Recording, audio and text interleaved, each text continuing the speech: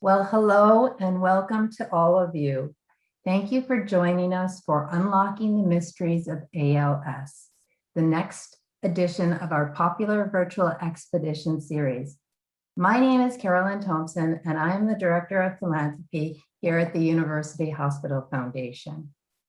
I would like to first acknowledge that we are located on Treaty 6 territory and respect the histories, languages, and cultures of First Nations, Métis, Inuit, and all First Peoples of Canada, whose presence continues to enrich our vibrant community.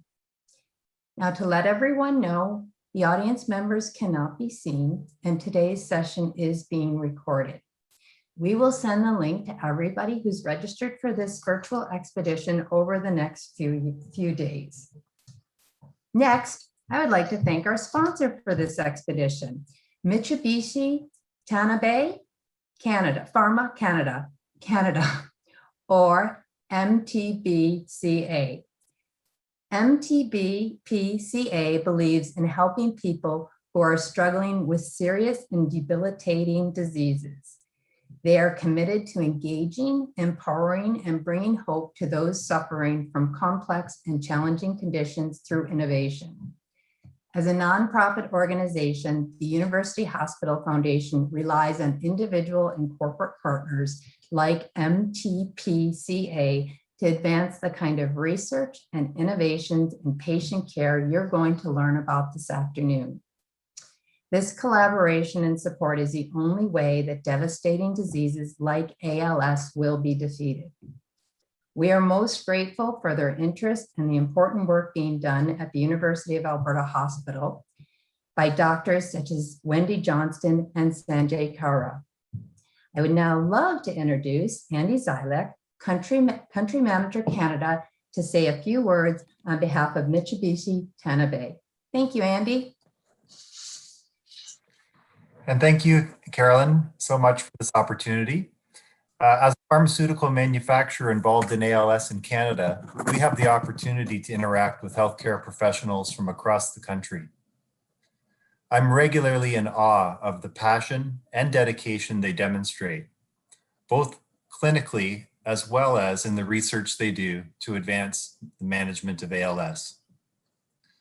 Much notable work and contributions have come from the University of Alberta, Doctors Johnston, Kaura, and their team.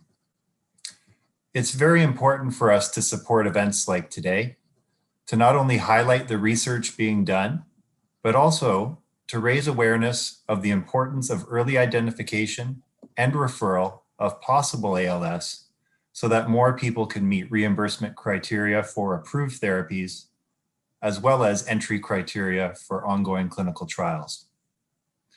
I look forward very much to enjoying the virtual expedition today, and I'd now like to turn things over to Dr. Abbott. Thank you so much.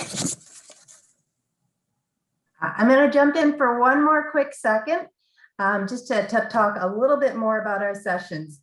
So now, for those of you who have joined us before, you know we call these expeditions because they take you on a journey through the many amazing areas of care and research here at the University of Alberta site. And they are guided by some truly incredible people who work here.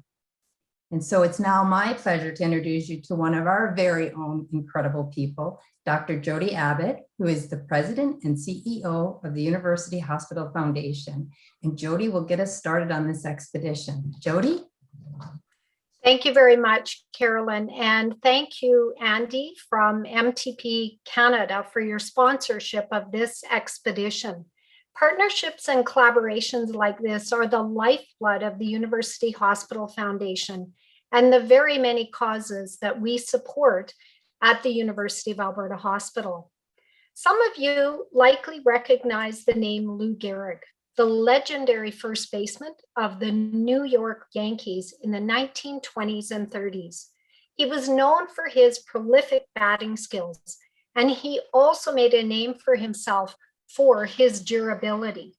In fact, Gehrig played 2,130 consecutive ball games, which was a record that stood for an amazing 56 years.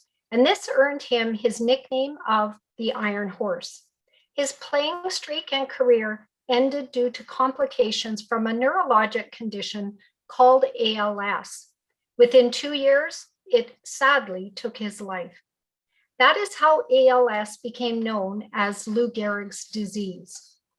The mystery of how such a rare brain condition could take someone down as strong and powerful as a professional athlete at the peak of his powers remains today. Or does it? There is still no cure for ALS, and diagnosis can be a lengthy and difficult process. But the doctors you'll be hearing from shortly say there is reason for optimism.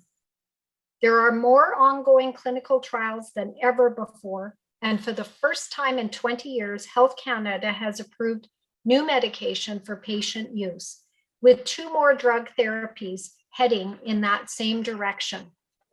Best of all, patient engagement across the country has never been greater, and this has given researchers direct access to people who have the disease or those who are caring for them who have it. That is the greatest source of information and insight they could possibly have.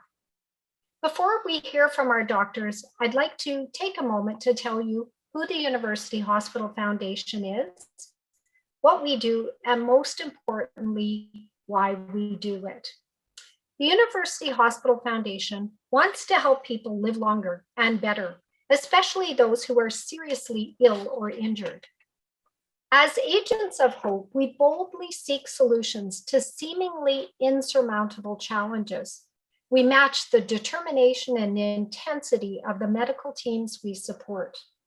In the past 10 years, generosity from individuals and our corporate partners has contributed nearly $220 million toward bringing some of the best care in the world to patients who are facing life-threatening brain, cardiac, transplant, gastrointestinal, and neurologic conditions, to name just a few. Through our donors, we provide medical teams at the University of Alberta Hospital site, one of the leading academic medical centers in Western Canada, with the technology, equipment, and ongoing financial support to advance patient care. Through this, they create new knowledge and breakthrough discoveries. And these discoveries change lives now and for generations to come. I would also like to share with you the role that the UHF has played in making Edmonton one of the centers of ALS research and care in Canada. Several years ago, longtime friends of the University Hospital Foundation, Jim and Jeannie Brown, received news that some of you with us today would all be too familiar with, but never do we want to hear it. Jeannie was diagnosed with ALS. She succumbed to the disease a few short years later, but not before she and Jim, in an act of incredible kindness and generosity, made a transformational gift in support of ALS research. Jim and Jeannie's goal was to help Dr. Johnston and Dr. Kalra develop the very center of excellence in ALS research that you will hear about today. We have also supported their work through our annual K competition. It was established following an extraordinary gift from Edmonton philanthropist Donald Kay. Despite this support, I can assure you that ongoing funding is still very much needed.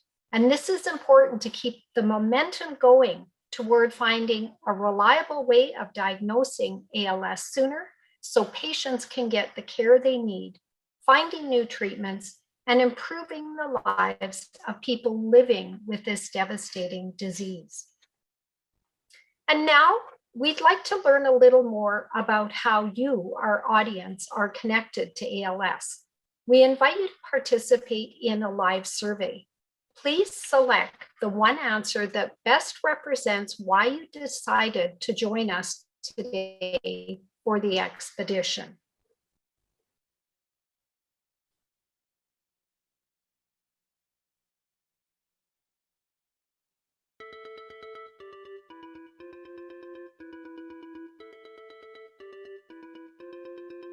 Right, the results are starting to come in. We will give everyone about 10 more seconds.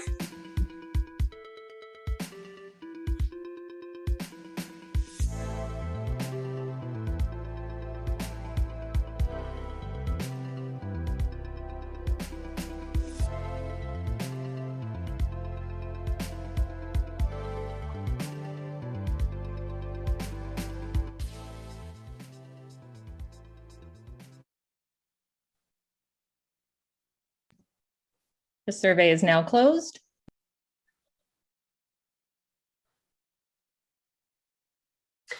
Thank you very much, Emily, and thank you everyone for participating. It's very interesting because many of us here today are wanting to learn more about ALS. And what I can say is we are going to do just that today. We are very, very pleased to have two special guest speakers with us today. The first is Dr. Wendy Johnston, who is a neurologist at the University of Alberta Hospital and medical director at the K. Edmonton ALS Clinic, a multidisciplinary clinic dedicated to the care of patients with ALS and other motor neuron disorders. The clinic offers diagnostic services, education, treatment, rehabilitation, and also conducts research. Dr. Johnston is also a professor at the University of Alberta in the Department of Medicine, Division of Neurology. In December 2020, she was one of 7 winners of the K competition to support her research project, ALS ID, developing a roadmap for early diagnosis and rapid referral of probable ALS cases to the multidisciplinary ALS clinic. And our second speaker is Dr. Sanjay Kalra, and he is a neurologist at the University of Alberta Hospital, a member of the Neuroscience and Mental Health Institute, and a national principal investigator of the Canadian ALS Neuroimaging Consortium and Capture ALS. He is also a professor at the University of Alberta in the Department of Medicine, Division of Neurology. We will start with Dr. Johnston and then move to Dr. Kalra. Dr. Johnston, the floor is yours.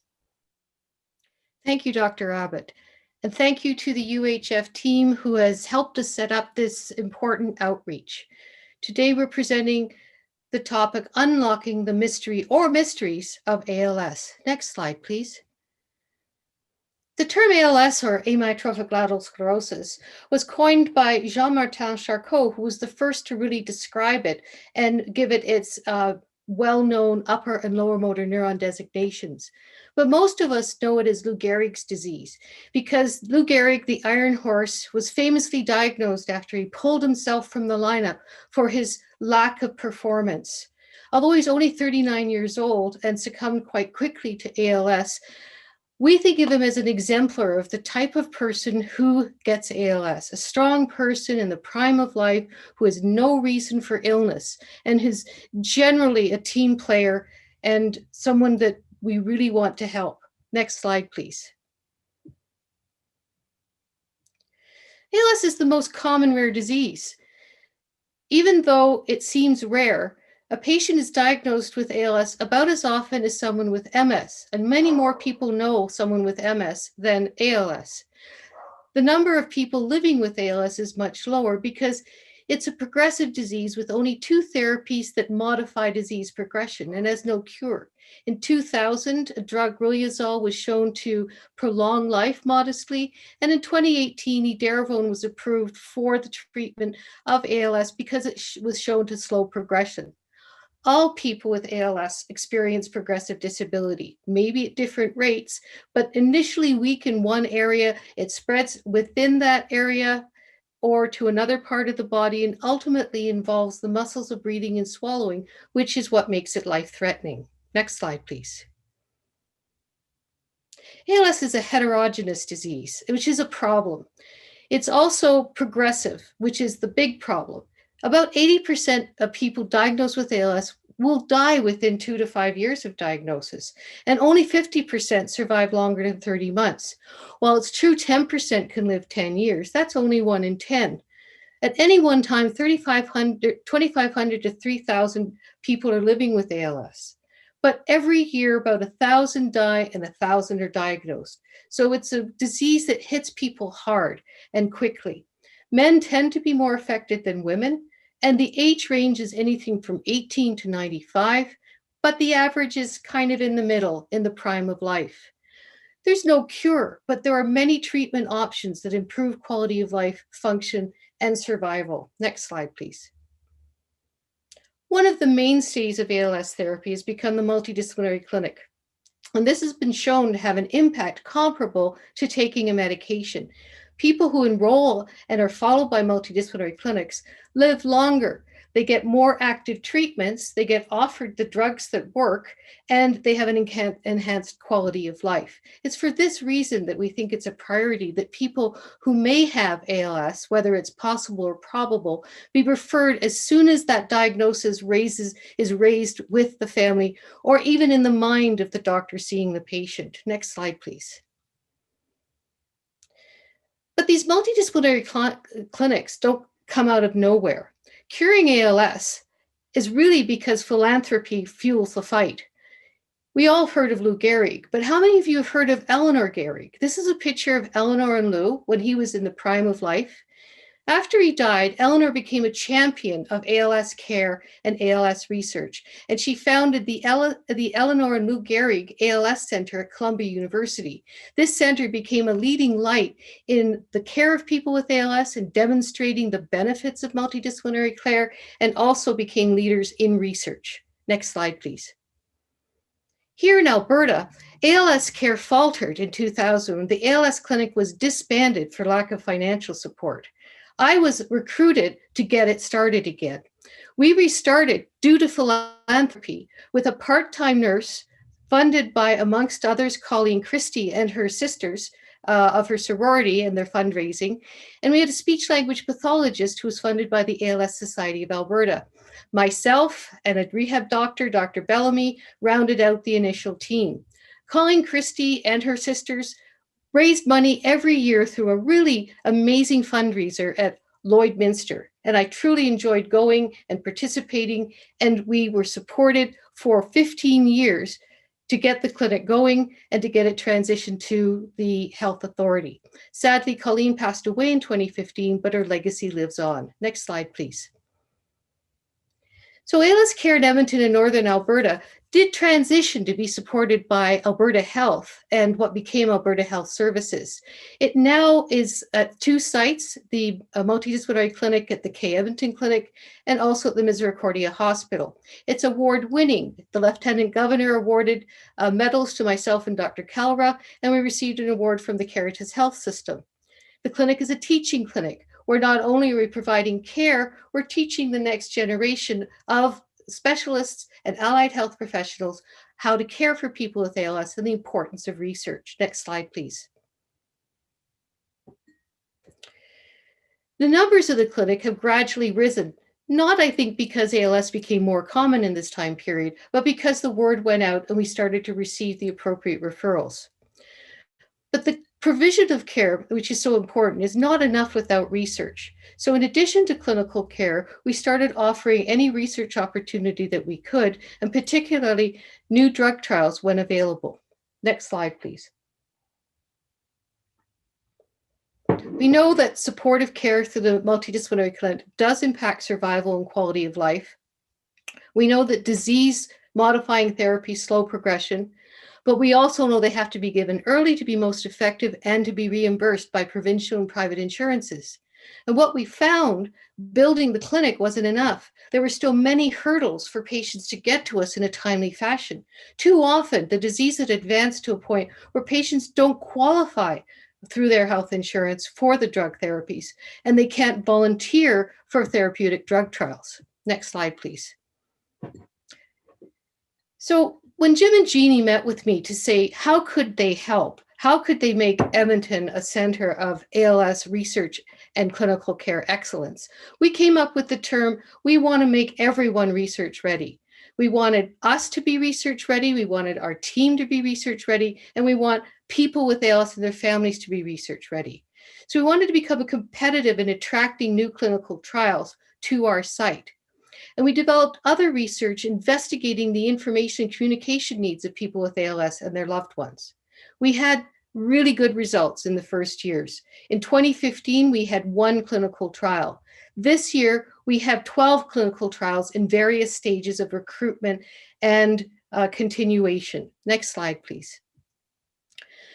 We also became research ready by talking with people with ALS and their families to say what's important to them, what do they need to know, how do they get that information? And as part of that, we learned sadly that the delay in diagnosis is still a major concern and a huge burden on our patients. And using the data that people provided to us, we were able to demonstrate that this was an important project to get funding from the K grant. And we have started this process to pinpoint the causes and develop solutions to these hurdles and to decrease these barriers. Another project was the ALS Talk project, which was an online focus group exploration of many themes, but one of the themes we explored was the willingness of people with ALS to participate in research besides drug trials. And we were very happy to hear that people with ALS showed great willingness, and they endorsed that these kinds of research were important to advance care of ALS. They wanted to be research partners, not just participants and certainly not subjects, as well as having much of what's done to follow ALS done at home. This study formed the basis of a patient engagement component of the Capture ALS grant. And the Capture ALS grant and the project overall is the focus of the rest of the presentation today by Dr. Kalra. Next slide, please.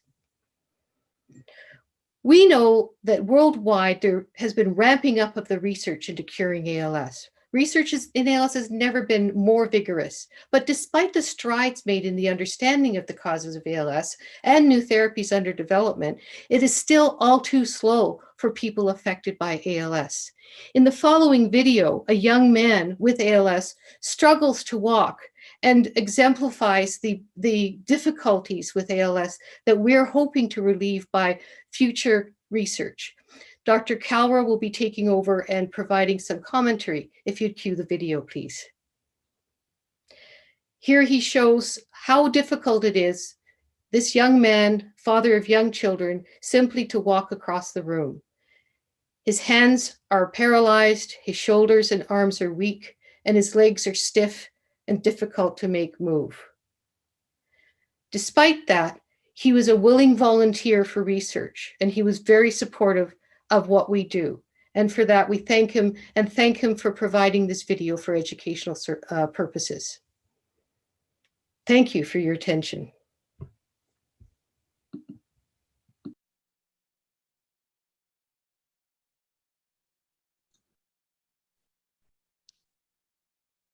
Good day, everybody.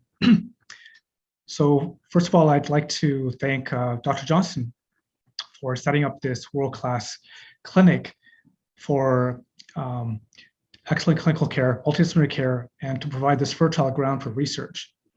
And of course, I'd like to thank the University Hospital Foundation for providing this opportunity to tell you about our passion for research and improving the lives of patients with ALS. I'd like to continue from where Dr. Johnson left off about this video, about this young man with ALS.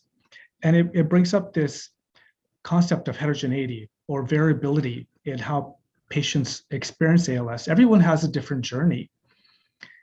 So for example, the symptoms can first begin with difficulties with your speech, can become with difficulties with your moving a leg, and eventually it progresses.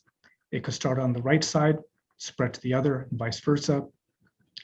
It can start at any age, although most people present in their 50s and 60s and 70s. You can see with this video, this gentleman was in his early 30s. This cartoon in front of you shows some of the patterns of what we commonly see with patients with ALS. And in the bottom row, right at the center, is where this young man would fit, difficulties with his arms and legs. Next slide, please. This slide is showing you how the progression rate is different for people as well. Each line represents a single individual, and over time, the lines are going down, representing more difficulties with function. So it would be use of arms, walking, eating, but you can see that everyone is progressing at a very different rate. Next slide, please. Heterogeneity extends not just to what you see in the patient, but what's happening inside the body.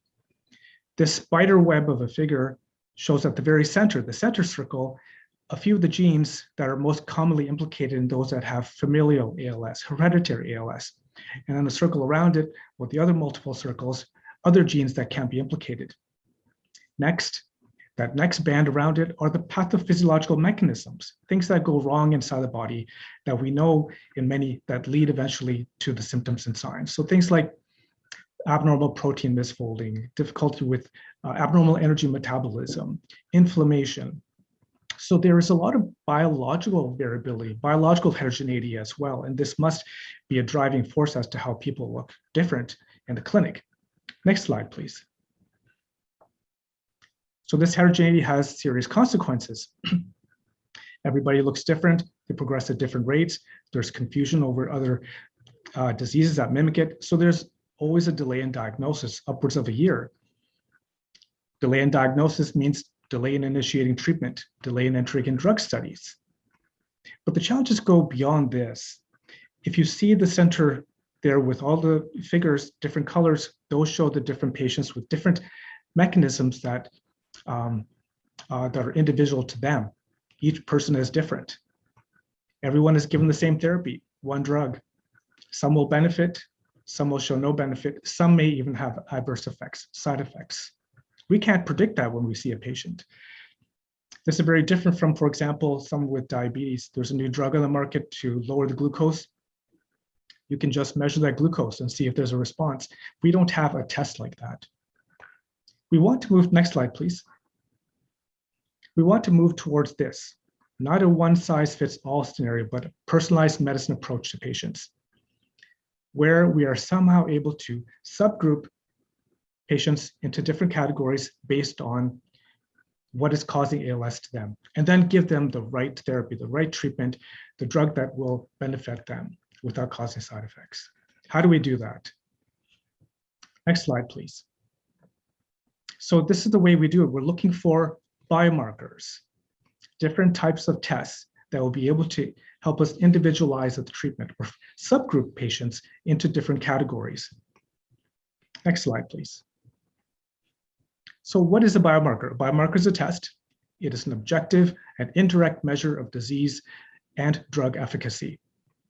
And there's a frantic search, a desperate search for biomarkers, these tests, and they can be in biological fluids, so in blood, spinal fluid, electrical measures, so the electrical properties of nerves and muscle, those could yield biomarkers, and imaging, MRI and PET scanning. Right now, there is a fair bit of excitement over something in the blood and spinal fluid called neurofilament. So this protein increases in blood and spinal fluid in people with ALS, but also other diseases. Next slide, please. So this brings me on to discussion of the Canadian ALS Neuroimaging Consortium, CALSNIC. I set this up because I felt very strongly that there are biomarkers that we can find in brain scans in the brain. So this is, the purpose was to provide a multi-center platform for clinical and translational research and to develop those advanced imaging-based biomarkers. Those will be used to monitor disease progression, help with giving a patient a prognosis, and also to understand heterogeneity. It's a multi-center endeavor. We have 7 centers, 2 in the United States, actually. Next slide, please. So I'm going to show now some actual data from CALSNIC, from all the scans that we have collected from patients with ALS and healthy subjects. Now remember, the MRI of a patient with ALS is actually normal. The routine MRI we do is absolutely normal. It's actually done in clinic to make sure the person doesn't have another disease, be it a stroke or cancer. But if you take that scan and you process it in special ways, and we've been doing this using a method called texture analysis, the scan reveals disease that's not visible otherwise to the naked eye. And that's what is shown in the bottom image. So there's a band of white hyperintensity that's lighting up the corticospinal tract, the motor fibers in this person with ALS, not visible on the routine MRI. So this, we feel, has great potential for our diagnosis and also for tracking progression. And this is what we are testing right now in our lab. Next slide, please. Using advanced MRI, you can also look at the pathology. Where is the disease in the brain in people with ALS? And this is what you're seeing in front of you. This is a 3D representation taken from multiple brain scans. And wherever you see these red spots, the red hazing, the clusters, that's where the pathology we're finding in a group of ALS patients here. So you can see in the center, it's in the area of the motor cortex that controls movement, but it is also in the frontal lobe and temporal lobe. So the frontal lobe on this slide is towards the right-hand side of the screen. And this is the basis for not just the motor difficulties that patients have, but for some of the cognitive abnormalities that they face. Next slide, please. If you do some more advanced methods with the brain scans, you'll find actually there's patterns of that pathology. So before I showed you where it is in the center in the motor cortex, but on this slide you will see in the 3 right panels that there are different panels, different patterns, and each pattern is associated with a different clinical phenotype, the way someone presented.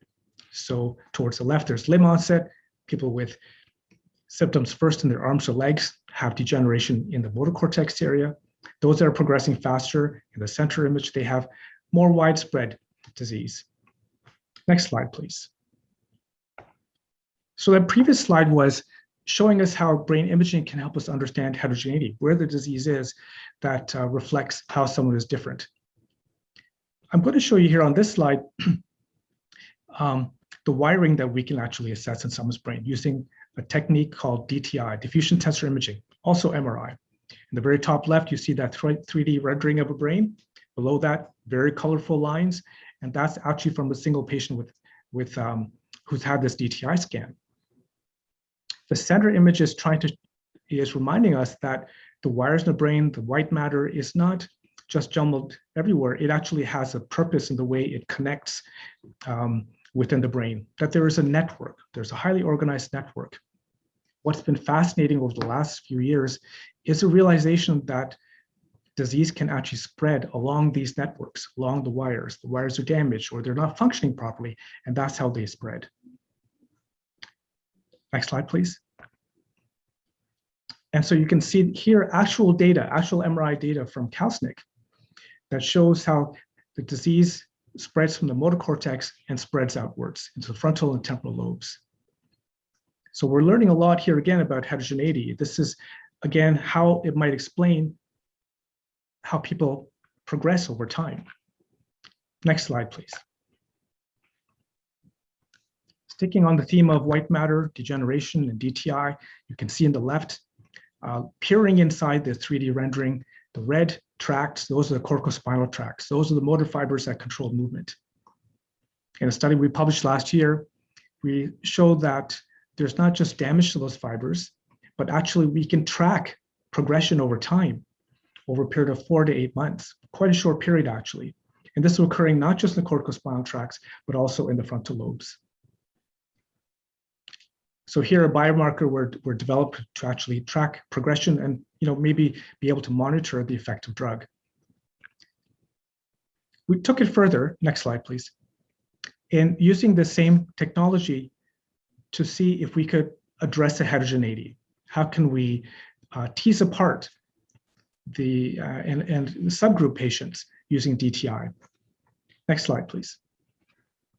So now you can see the right-hand side a single MRI scan that shows how patients that are progressing faster have more disease in particular areas of the brain.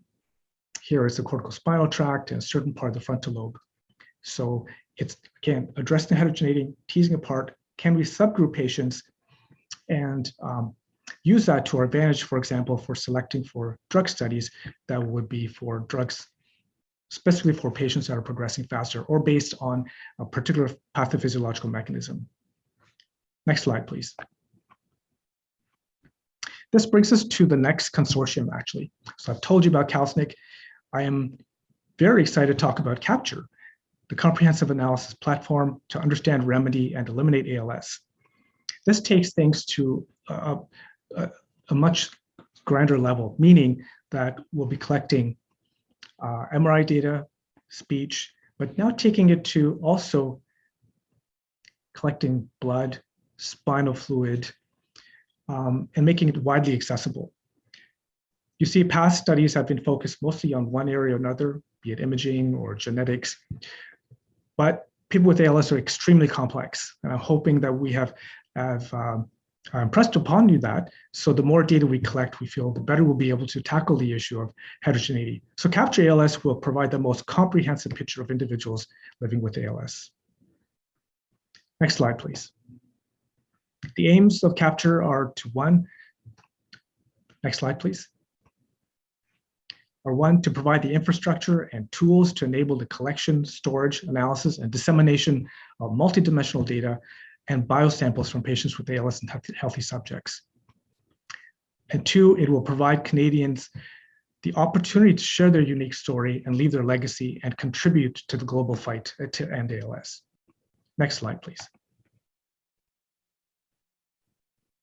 CAPTURE ALS is not starting from scratch. It's actually leveraging the expertise and infrastructure of two existing systems that we have in Canada. One is CalSNC, which I've already told you about, and the other one is called CBIG. So this is a clinical biological imaging and genetic repository that resides at the Montreal Neurological Institute.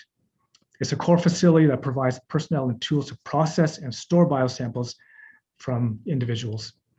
And very importantly, it has a unique ethical framework that supports open science and the rapid sharing of biosamples with researchers and industry. And that is really key here too.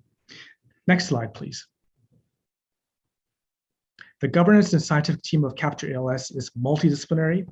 We have clinical neuroscientists, fundamental neuroscientists with expertise in imaging, genetics, bioinformatics, electrophysiology, machine learning, and artificial intelligence, and ethics and law.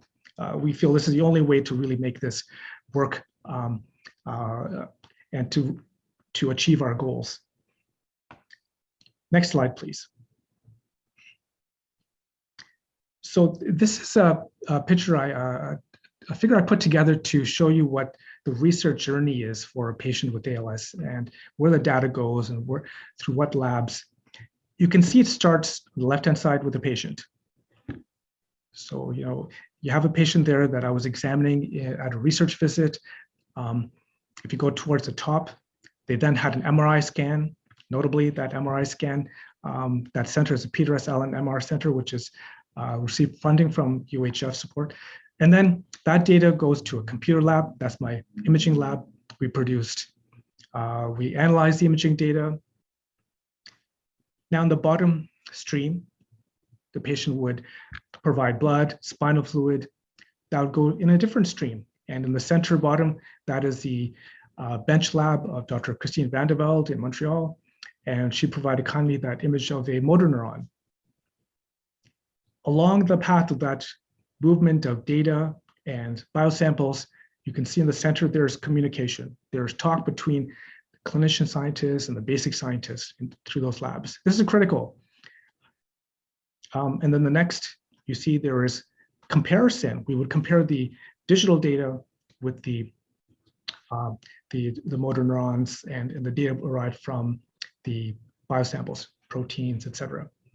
All of that together, is being done so we can address the issue of heterogeneity, discover biomarkers, and find treatment.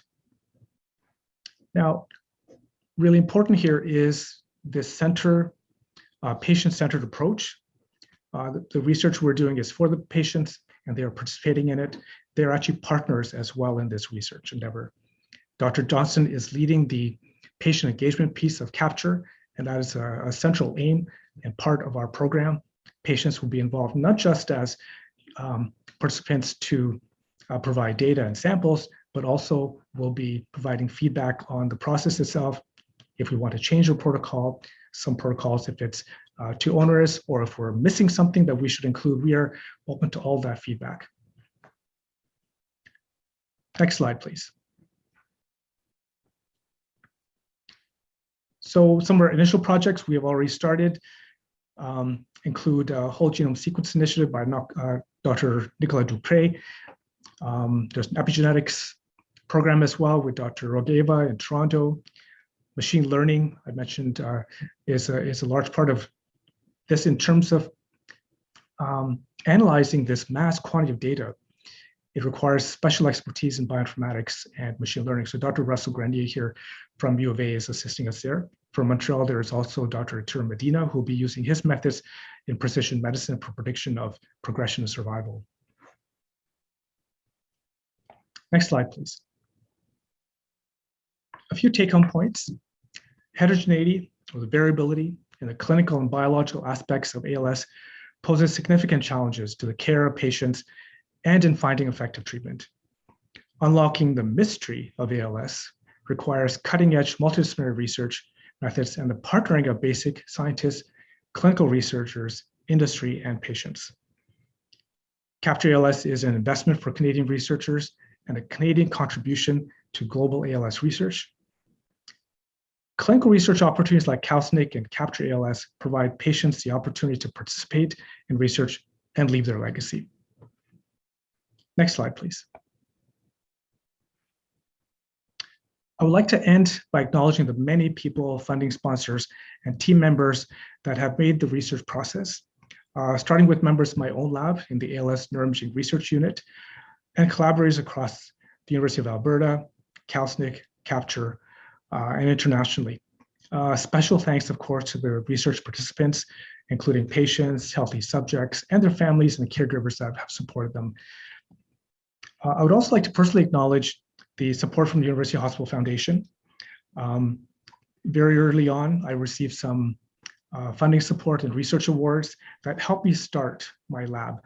And this would have been, this was critical. After that, I was able to apply for larger grants.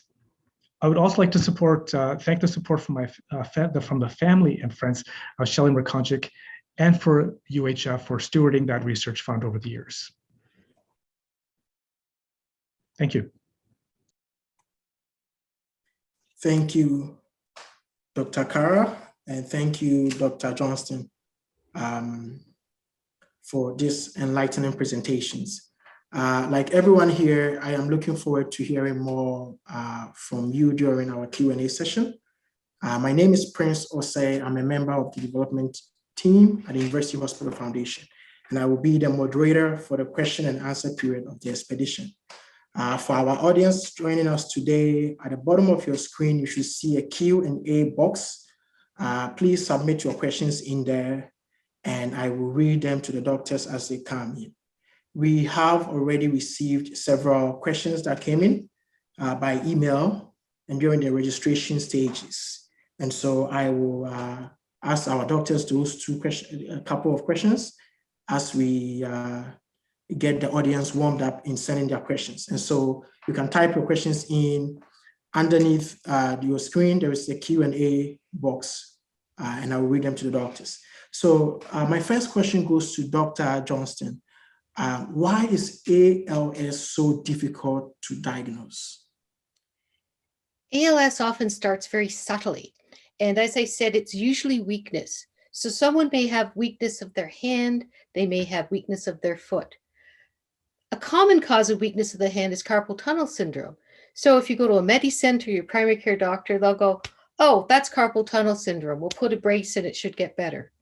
Or they might say, look, you just have sciatica. You have a bit of back pain. You have some weakness of your foot. It's sciatica. It will get better.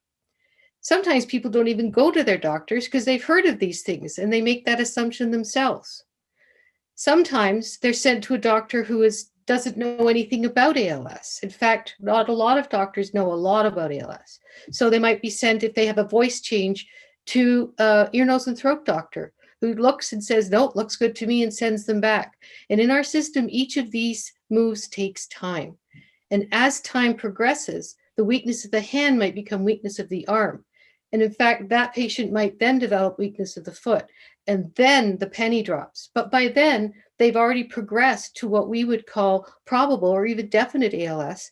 And the time is ticking for them to get to clinic and be eligible to get the drugs and get involved in research.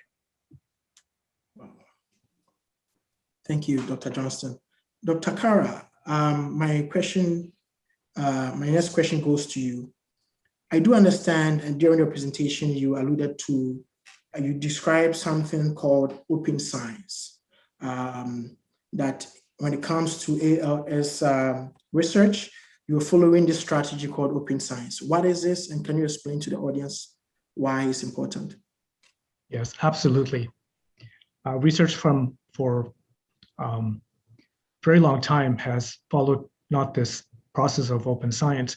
So one would do research in their own lab, keep the data, maybe publish the results. If something did not work out, that might not be published.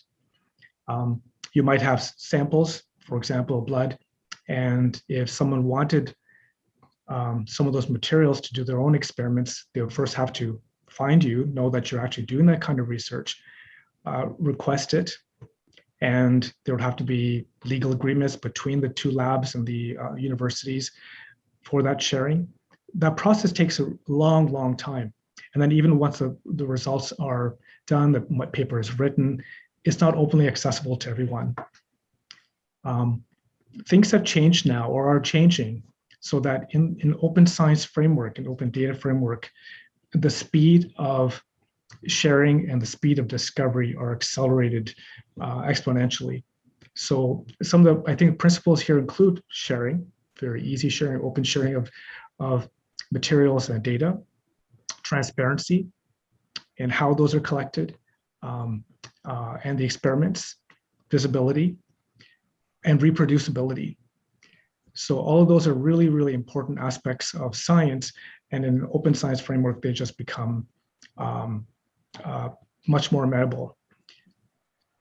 Another big part of this is that some of the legal hurdles that make it difficult to share materials, share data, are taken away in an open science framework.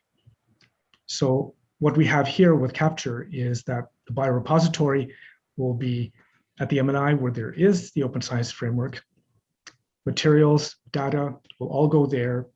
People will know that this is a center that collects materials in a very standardized manner, high quality, and one can easily apply there for the materials.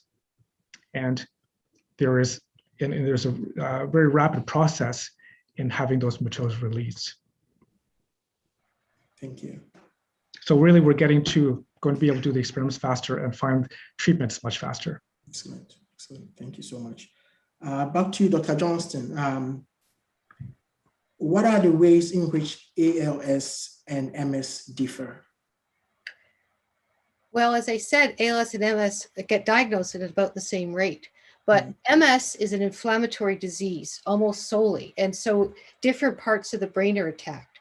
So while ALS targets the motor system and progressive weakness is the hallmark, MS can present with loss of vision, loss of balance, weakness, and it tends to be very rapid and then stabilize. There's different types of MS, of course, but it's notable because it doesn't spare any part of the brain or spinal cord. So our first question on the platform is from Jean, and she's saying this is very interesting, but in Alberta, you often have to wait many months for MRI essays. Are you using a dedicated MRI, or if it is from the community MRI, it seems to be too slow a test for fast progressing disease? Who wants to take that one? Well, we could both answer that. So Sure. We agree.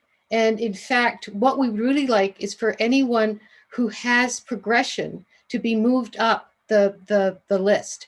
And one of the things we offer with the clinic is if a doctor phones us and says, I think this patient might have ALS, but the waiting list is 4 months, we see them. And at the university hospital, the radiologists respect that we need to do the MRI to make sure it isn't a mimic, that there isn't something else. And they've been very accommodating to the urgency. that the urgency to confirm the diagnosis of ALS is important. So we've been able to expedite those when we know. Yes, I agree 100%. It's once we know, we definitely can have those expedited.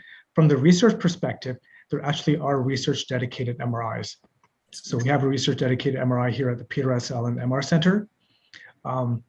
And so there is, that is, doesn't follow the same regulations and protocols for a clinical aspect. We can get those done relatively soon for research. Thank you. Talking about waiting lists, Colleen is asking, as someone who has been accepted to the ALS clinic and is on the waiting list, can you explain why there's a waiting list and how long it takes to actually become part of a study? Dr. Carl? I'm sorry, is the question for getting into the ALS clinic or for research? No, it's for the I'll take it though, because Sure. I'm sneaking a look at the questions. Colleen, that's a really good question. And we're working hard to understand even what the barriers are within our own system. So there's been a lot of impacts of things like changing over our health record system, of the pandemic. And I'm not making excuses, I'm just explaining. But when people have been told they have ALS and they're on the waiting list, we have a deal that we're trying to bring them in within 3 to 4 weeks as soon as we can. So if you haven't heard about an appointment, we need to hear about that, because sometimes I find that the name is not on our list. So I think that if you identify that you think you've been told you have ALS, you're on the waiting list, you can call the clinic and we'll look into it. So we appreciate actually people who speak up. Thank you. This question is coming from Alaya. Is there any research, and this goes to Dr. Kara, is there any research on patterns of other neurological conditions or syndromes in family members of ALS patients? Do we know anything about this? There's actually a lot known about this. Yes, there is some overlap with the motor aspect of ALS and what other family members might have. In fact, there's a genetic form of ALS involving the gene C9orf72. In that case, there is an overlap with the motor aspects of ALS, but also cognitive impairment, behavioral impairment, and psychiatric syndromes. And it's really quite remarkable how one person in that family would have just motor disease and someone else might have only cognitive impairment to the extent of dementia. And it's a very important area of research and understanding right now, because if we can figure out why that gene causes different aspects of degeneration and clinical features, that might really help us understand the triggers and what we need to do to and to lead us towards the treatments. Thank you. The next question is from Neil. His question is there any correlation between getting ALS in people who have had a previous serious physical accident, a serious car crash or a plane crash? They recover and then think they are healthy, but a few years later, ALS is diagnosed. Over to you, Sanjay. Okay, sure. So developing ALS after an accident, I mean, I can tell you that often when we see a patient, many do say, well, I had an accident in the past, and I think that might have been the trigger. There have been studies that have shown that there isn't an obvious causative relationship to that the accident caused ALS, and we wonder if that might just be the timing or coincidental. So Wendy, I mean, unless you know otherwise, I don't think there's a strong relationship. There was the work of the research initially that implicated physical activity or soccer players in particular. There was a study that came out that said that soccer players are higher risk, but I don't believe that was ever replicated. So there's been a great deal of interest because the Lou Gehrig and so many others who've been perfectly healthy and very active.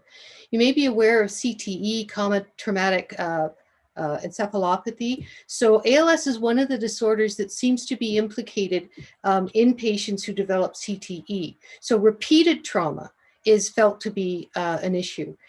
there's a lot of studies on the military, and there is an association between serving in the military and developing ALS. And this association is not associated with deployment in a certain part of the world. It was initially the Gulf War that prompted this line of investigation.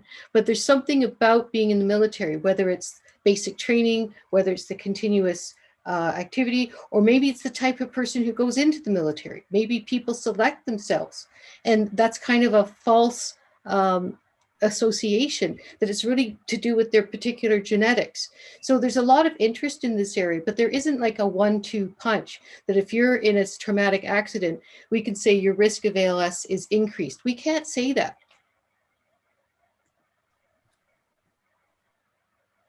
So the next question is coming from Tracy, and I will start with Dr. Kara. Her question is the main research focus on diagnosis and treatment, or are there other potential breakthroughs out there for a cure? That's a great question, Tracy. So I will step back to ask the person what is meant by a cure. Does cure mean halting the progression of the disease, or does it mean returning function? There's immense research in both aspects. I think one thing that has really caught my attention and is most recently is treatment for genetic forms of ALS.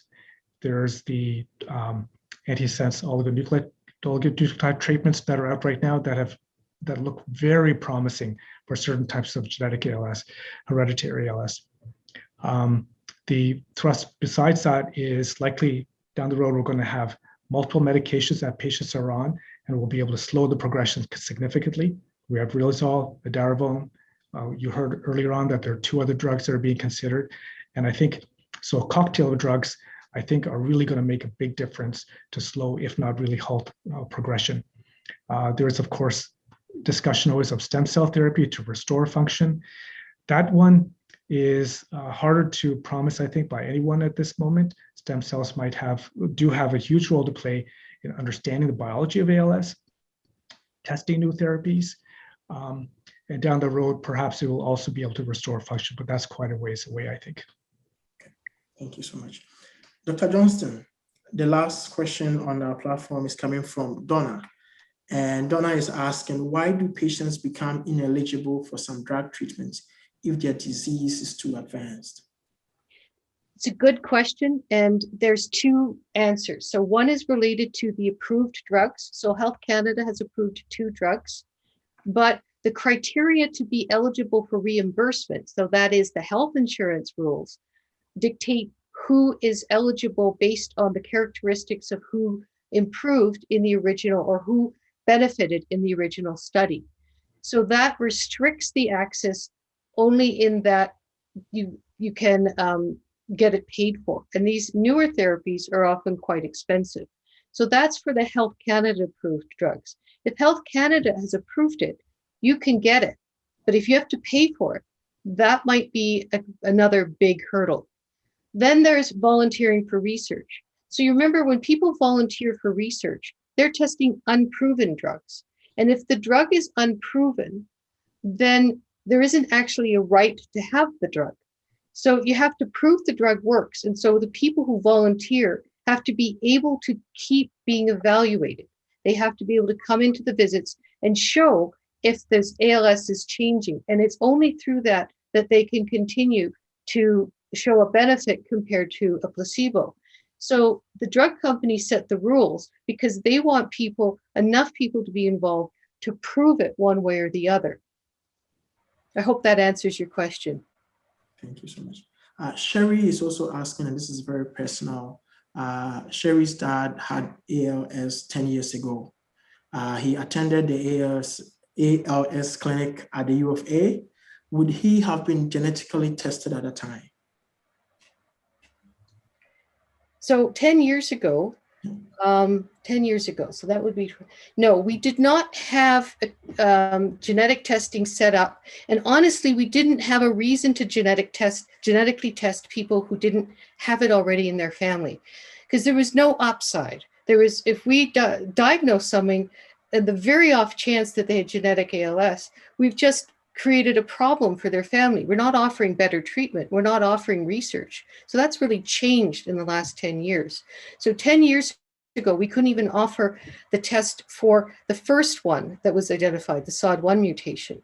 Subsequently, we were able to set that test up in at U of A, and then we set up the other common one, C9orf. And now we're offering genetic testing to everyone because there are drug trials, there are interventions that are being aimed at those particular genetic abnormalities. So now we have a reason to test everyone, even if there's no family history, even if they're an orphan. So now we do it, or we offer it to everyone who's interested. Our last question: what is next for ALS care at the U of A hospital, Dr. Johnston and Dr. Karen?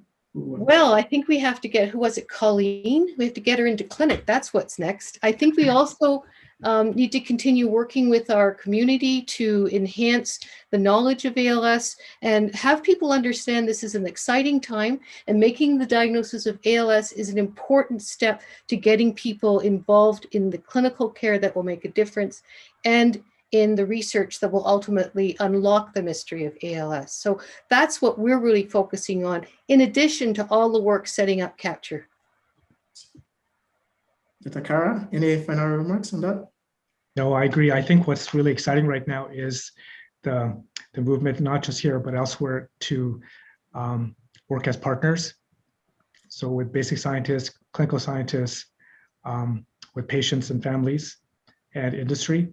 So it's a multi-pronged approach. Everyone has important ideas, and really integrating all of that into the clinic and the labs is, I think, the solution here. And I see a lot of movement that direction. So I'm very excited. Wonderful. Thank you. Thank you, everyone, for the questions. This is all the time we have for the questions today. Thank you. I will now hand over to my colleague, Caroline, to take over. Well, thank you, Prince. And wow, what great and interesting questions and answers. And now on behalf of the University Hospital Foundation, including Dr. Jody Abbott, Prince, Emily, and myself, and of course, our very special guests, Dr. Wendy Johnston and Dr. Sanjay Kaura, thank you so much for your time and active participation. And of course, a very special thank you to our sponsor, Mitsubishi Tanabe Pharma Canada. We hope you found today's sessions informative, and within the next few days, we will send you a very short survey for you to let us know how we did. And as a reminder, we will be sending you a copy of today's recording of the expedition. If you would like to learn more about us, please do reach out to us by email or visit our website at give2uhf.ca. You can also watch recordings from our past virtual expeditions on the University Hospital Foundation's YouTube channel. We will be taking a short break from our virtual expeditions over the summer months, but please make sure to watch for an announcement about the next virtual expedition, which will be scheduled for September. And as Jody mentioned earlier, ongoing community support is vital to ensuring the work of doctors like Dr. Johnston and Dr. Kaura can continue to make breakthroughs, advance patient care, and improve health in the communities we serve. Thank you for joining us today. This concludes our formal presentation. And finally, we leave you with a 1-minute video entitled Believe It. Good evening, everyone, and thank you again.